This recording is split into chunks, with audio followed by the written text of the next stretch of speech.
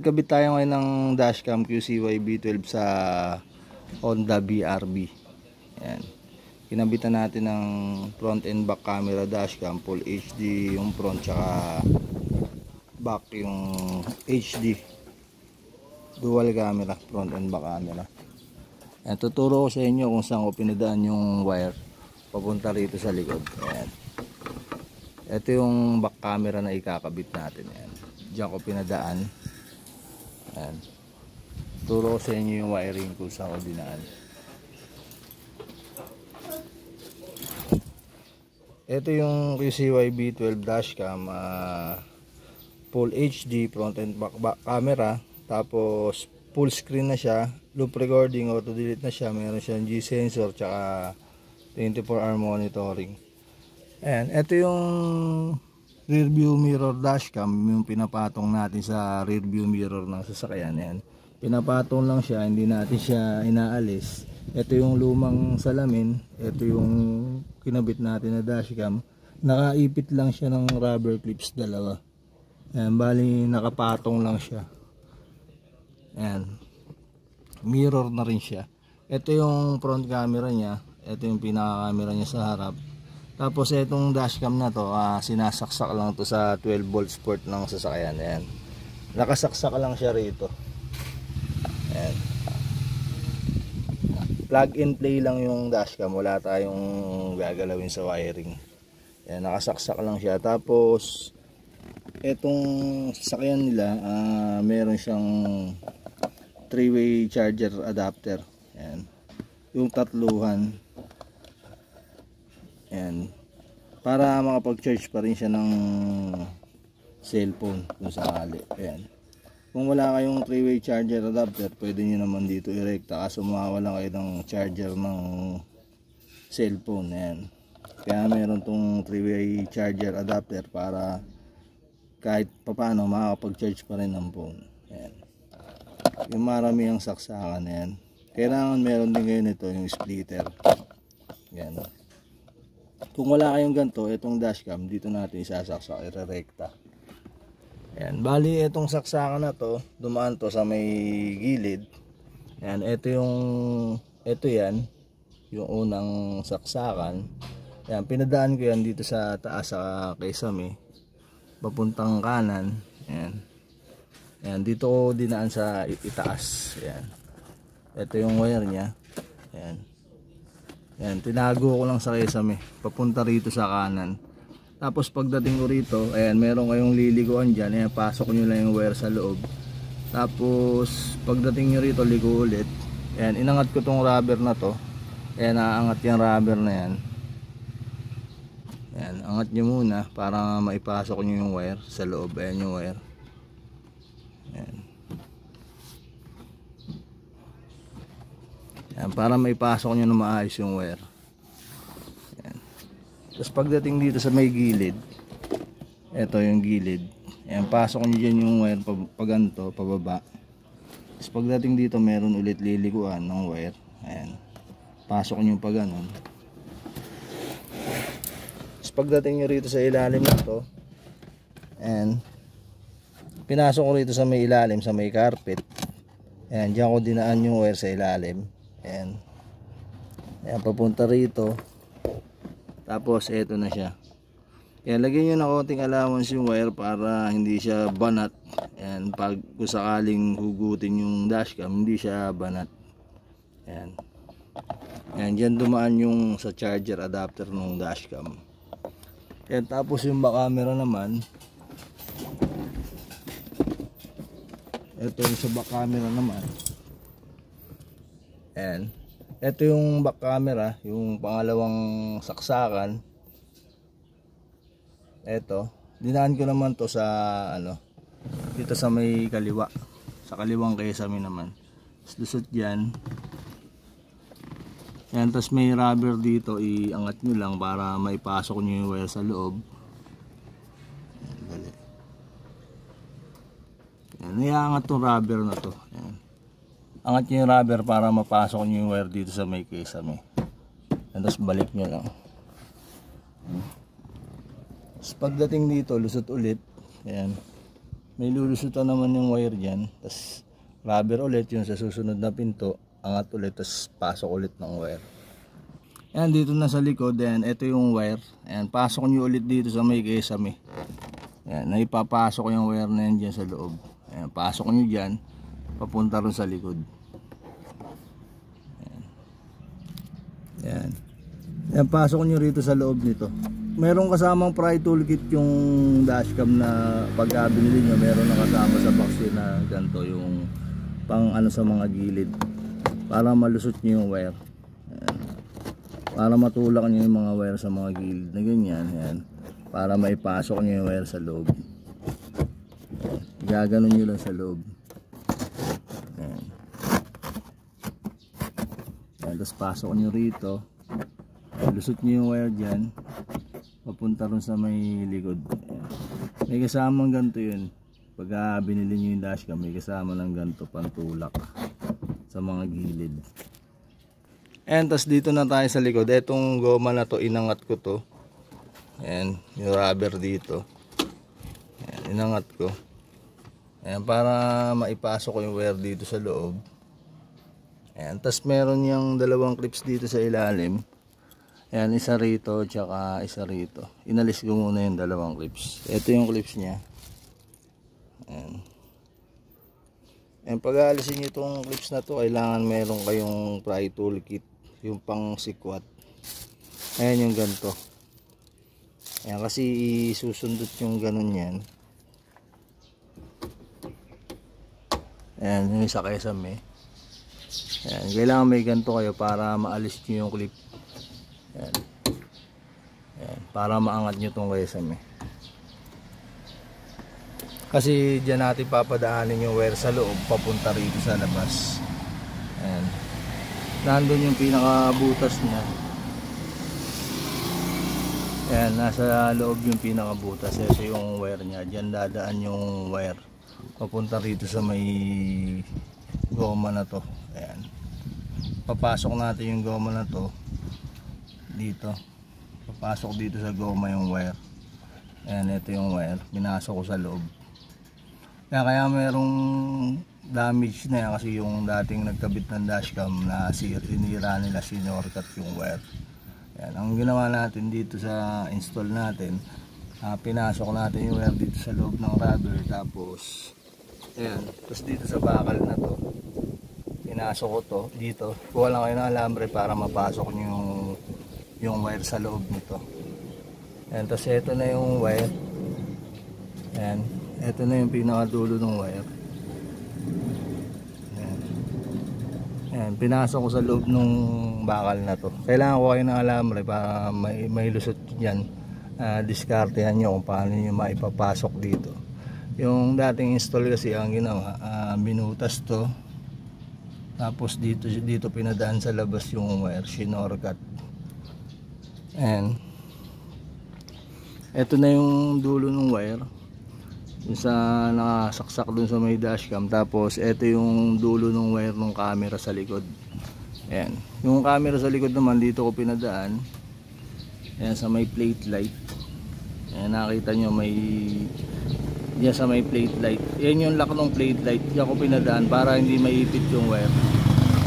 Tapos meron ditong yung dating camera nya. Ayan, inalis ko yung dating naka-install. Meron na rin siyang butas, kaya diyan ko na lang rin ulit ilalagay. Ayan. Didikit ko ng dual adhesive tape, tapos ituturnilyo ko para hindi na nalaglag. Ayan, meron kasamang dual adhesive tape yun.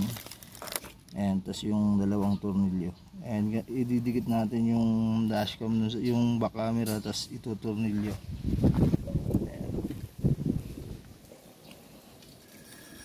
Ayan, dito dumaan yung wire sa may plate light. Ayan, pag aalisin nyo naman yung plate light, ayan, nandito sa likod yan. Ayan, meron yung ano, yung pinipindot. Ayan, pipindutin nyo itong lock na to. Meron yan lock na transparent. Ayan, ito yung pinaka lock. Ayan, pindutin nyo lang yan na basta dahan-dahan lang kasi mabilis lang mabasag yan. pagka medyo didiinan nyo mabilis mabasag. Yan dyan dumaan yung pinaka wire ng dashcam, nandyan yung awang para hindi siya ipit. Yan. Dyan nyo sa may lock, dyan nyo ilulusot.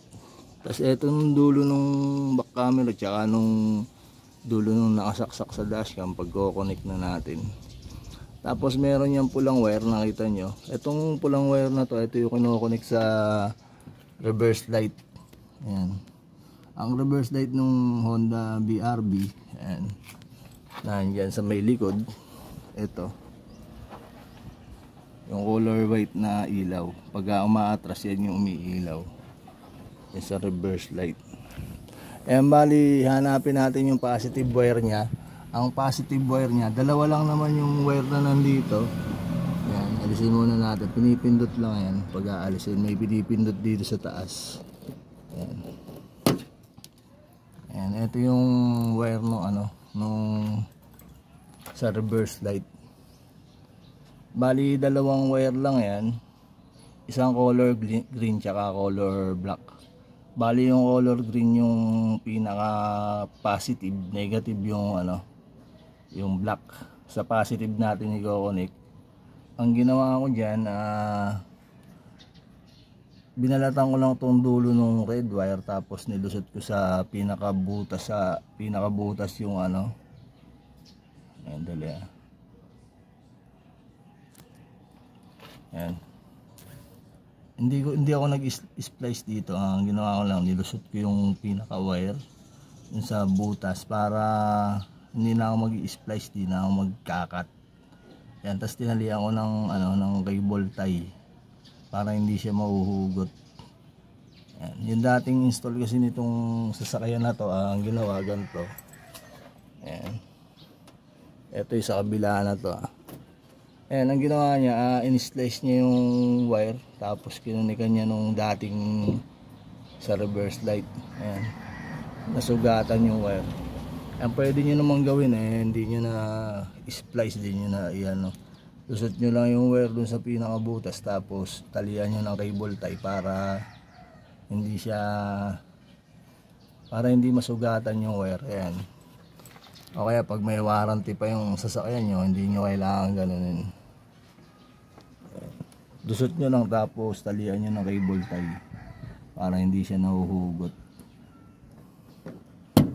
Etong red wire naman na to, ito yung sa dashcam na pag umatras yung sasakyan, lilipat yung camera sa likod. Pwede nyo namang i-connect to, pwede nyo hindi i-connect. Nasa inyo kung i-connect nyo o hindi. Pag di nyo kinunik, recording lang siya, hindi siya mag-auto switch yung camera. Pero kung nakakonect siya, tuwing mag-a-atras yung sasakyan, lilipat yung camera sa likod. Tapos meron siyang parking guide na lalabas. Ayun yung niya. Pwede nyo i-connect yan, pwede nyo hindi i-connect. Pag di nakakonect, lang siya, recording lang. Pag umatras, hindi magbabago yung screen nyo. Ayan. Connect na natin itong dalawa. Ayan, ganyan yung ginawa ko sa wire. Tinalian ko ng cable tie para hindi siya nakalawlaw, hindi na malilis yung kaya yung mga sumobrang wire, itali nyo na maayos. Ayan. Tapos ito yung connector, ang ginawa ko rito, kinunik ko, tapos binalutan ko ng electrical tape, tapos tinalian ko siya ng cable tie. Ayan, para hindi mahugot. Ayan, tapos ito na yung sa may back camera. Ayan. Itong back camera, nilagyan ko na siya ng dual adhesive tape, tapos yung wire dito kailangan di banat. Sakto lang yung lagyan nyo ng konting allowance. Huwag yung banat na banat para hindi siya maputol pagka ako sakaling masagi.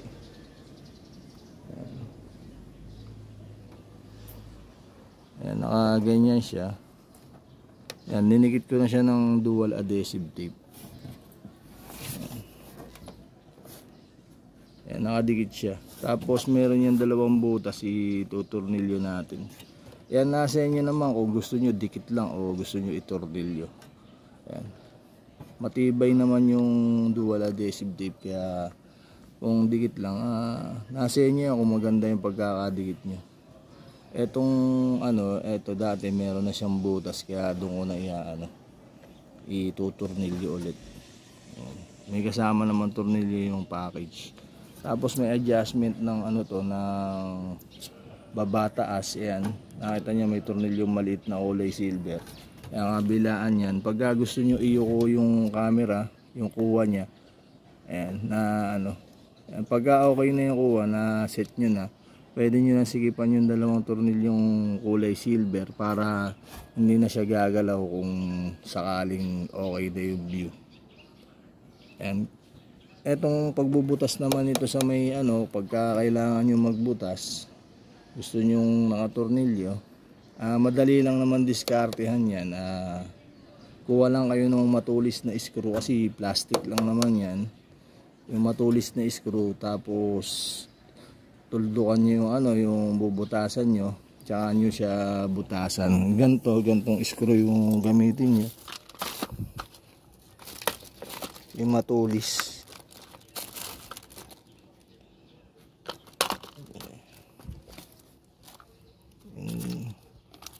Yung screw na matulis. Ayan yung ganto.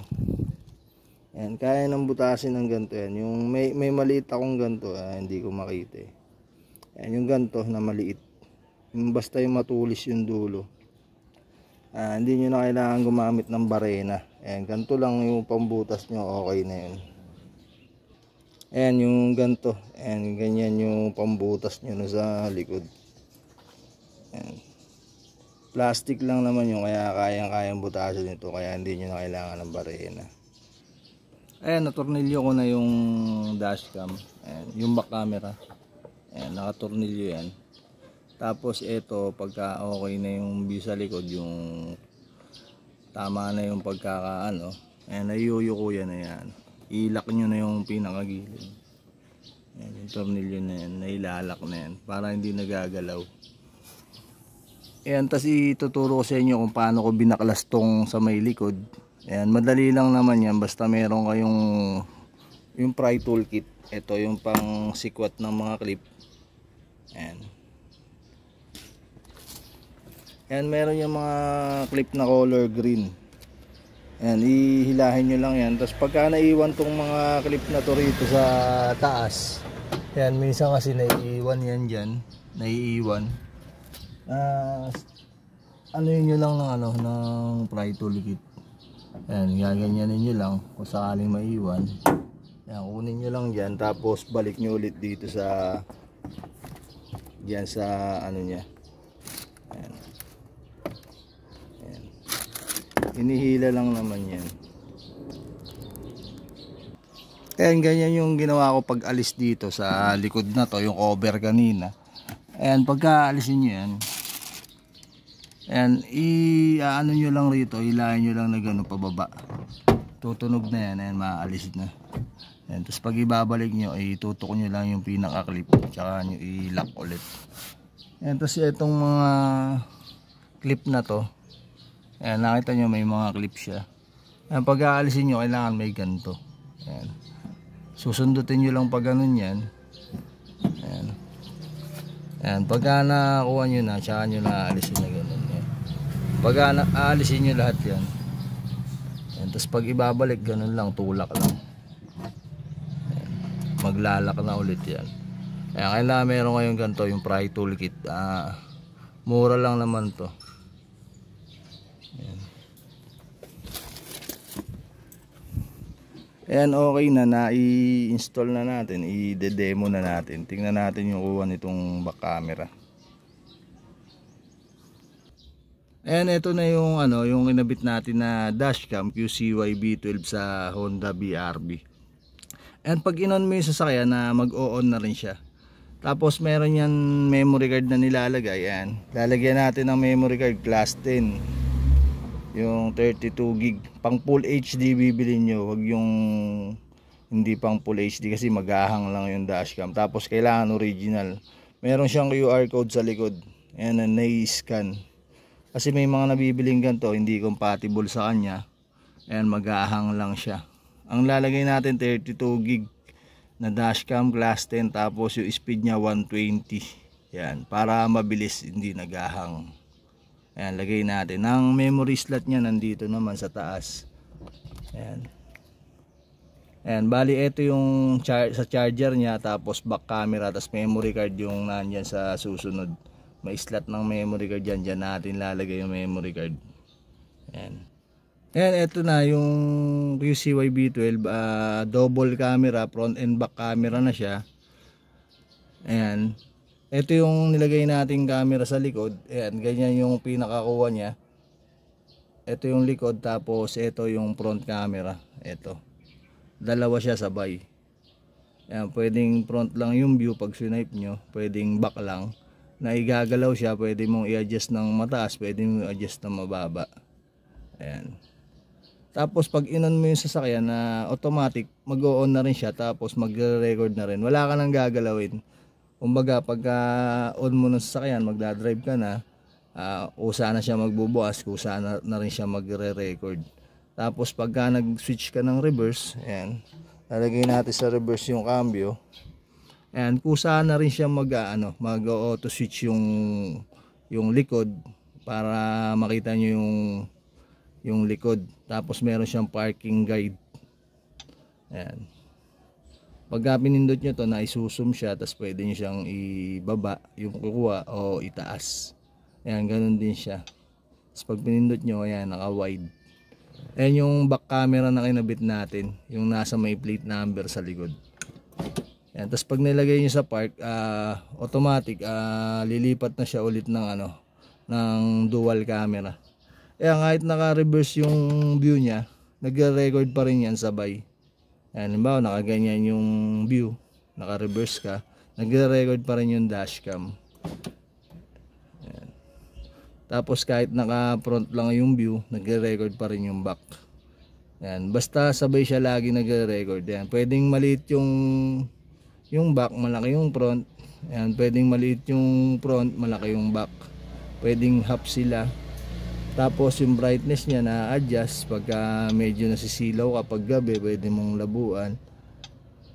Tapos meron siyang stop recording, meron siyang screenshot, meron siyang lock videos, tsaka mute recording. Ayan. Nare-record niya rin kasi yung boses, yung sounds. Ayan. Pwede nyo i-off, pwede nyo i-on. Tapos ayan, makita nyo siya nagre-record, nagka-count to. Naka video clip siya. Pwede nyo i-set ng 1 minute, 2 minutes, or 3 minutes. Ayan. Meron siyang home screen. Ayan. Pag gusto nyo panoorin lahat ng na-record, pwede nyo siyang panoorin dito sa playback. Ayan. Ayan yung mga na-record natin sa front.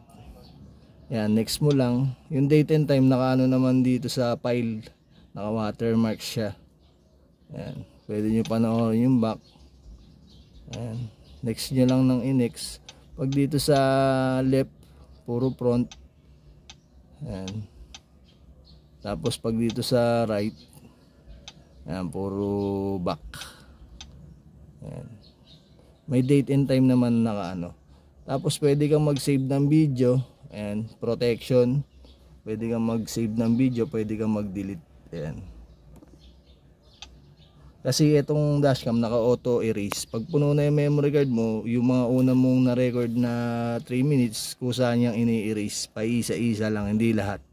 Pag puno na, isa-isa lang na video clips ang ini-erase siya, hindi siya lahat. Ayan. Balik ka lang sa home, tapos meron siyang setting. Ayan. Yung setting niya, ayan. Yung sa video resolution, nandyan. Ayan, nandyan yung setting. Loop recording, ito set natin 3 minutes. Ito yung video clips, yung loop recording. Ayan, meron siyang parking guard, tsaka G-sensor. Ayan. Sa parking guard. Ayan. Meron din G-sensor. Ayan, motion detection. Off nyo na lang yung motion detection tsaka G-sensor para hindi kayo mag-memory full. Ayan. Set ng date and time nandyan. Pag magseset kayo ng date and time, halimbawa, ayan, seset natin yung date. Pag naset nyo na yung date and time, meron niyang pindutan sa baba dito. Ayan. Nakita nyo, pinindot ko. Ito may pindutan. Ayan, pag magseset kayo ng date and time ng dashcam, ang gagawin nyo, ayan, punta kayo sa setting ng date and time. Tapos set nyo yung date and time. Ayan, halimbawa, 2025, 320, 110. Ayan, pagka okay na yung setup nyo ng date and time, ayan, back nyo lang. Tapos, punta na kayo ulit sa home screen. Ayan, tapos meron pindutan dito sa ilalim. I-long press nyo lang. Ayan, magsha-shutdown siya. Ayan. Tapos pagka long press nyo lang ulit.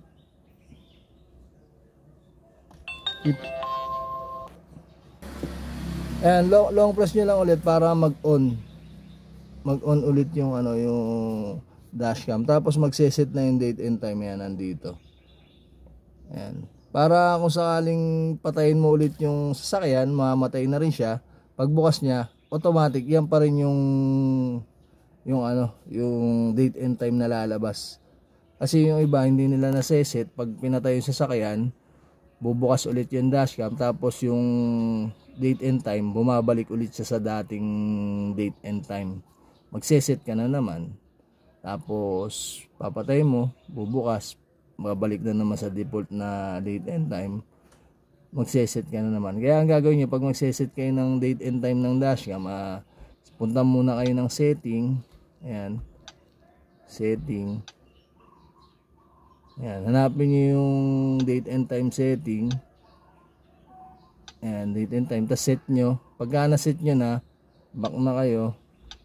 Tapos long press lang tong ilalim. Ayan, magsha-shutdown yan after ilang seconds. Tapos long press nyo ulit, power on. Ayan, ganun lang yung pagseset ng date and time. Kasi iba nagtatanong kung bakit bumabalik sa dating date and time yung dashcam tuwing mag-on sila, kasi hindi nila na-set yung pinaka set ng date and time. Ayan, ito yung kuha ng back. Ayan, malinaw naman siya kahit HD lang yung likod, malinaw pa rin. Ayan. Ito kasi yung dashcam na QCY B12. Ito yung pinakamura namin na dashcam. Ayan, sulit lang. Ayan, full HD, tapos HD yung likod. Siya yung pinakamurang full screen. Ayan, QCY B12.